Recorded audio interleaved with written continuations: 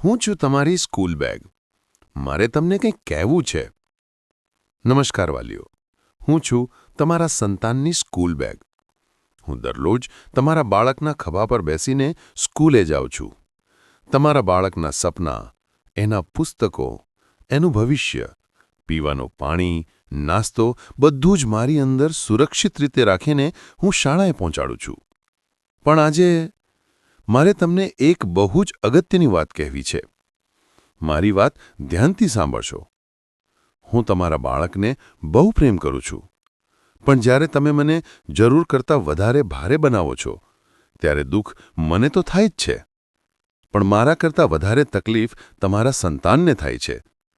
તેના ખભા નીચે ખેંચાય છે, પીઠમાં જોર પડે છે અને લાંબા ગાળે તેની પોઝિશન એટલે કે બોડી પોસ્ચર પણ બગડે છે. અને હા, આ કોઈ મારી બનાવટી વાત નથી.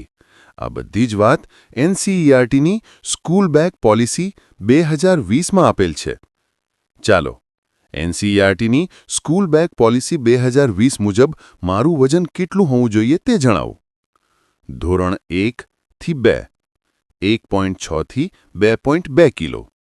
ધોરણ 3 થી 5 1.7 થી 2.5 કિલો. ધોરણ 6 થી 8 2 થી 4 કિલો. ધોરણ 9 થી 10 2.5 થી 4.5 કિલો અને ધોરણ 11 થી 12 3.5 થી 5 કિલો. આ ધારાધોરણ તમારા સંતાનની ઉંમર અને શરીરની ક્ષમતા પ્રમાણે નક્કી કરેલ છે. વાલીઓ, તમે પણ તમારા સંતાન માટે થોડું ધ્યાન આપો. રોજ મારી અંદરની વસ્તુઓ ચેક કરો. બિનજરૂરી પુસ્તકો કે વસ્તુઓ ન મૂકો. ટાઈમટેબલ પ્રમાણે પુસ્તકો મૂકો. પાણીની બોટલ, લંચ બોક્સ હળવા રાખો. 2 સ્ટ્રેપ સાથે બેગ પહેરવા તમારા સંતાનને કહો. આ બધું નાનું લાગે, પણ તમારા સંતાનના આરોગ્ય માટે બહુ મોટું છે. અને અંતમાં મારો નાનો સંદેશ.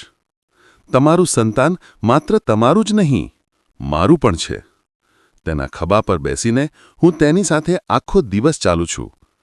કૃપા કરીને મને એનસીઈઆરટીની સ્કૂલ બેગ પોલિસી 2020 કહે છે તેમ માપમાં રાખજો, તેથી હું તમારા સંતાનને આરામ, સ્વાસ્થ્ય અને આત્મવિશ્વાસ આપી શકું. આભાર. હું તમારા સંતાનની સ્કૂલ બેગ. ધન્યવાદ મિત્રો. જો તમને વિજ્ઞાનની આવી રસપ્રદ વાતોમાં રસ હોય તો યુટ્યુબના સર્ચ બારમાં ભટ્ટ અલ્પેશ લખીને સર્ચ કરો અને લૂંટો વિજ્ઞાનની વાતોનો અદ્ભુત ખજાનો.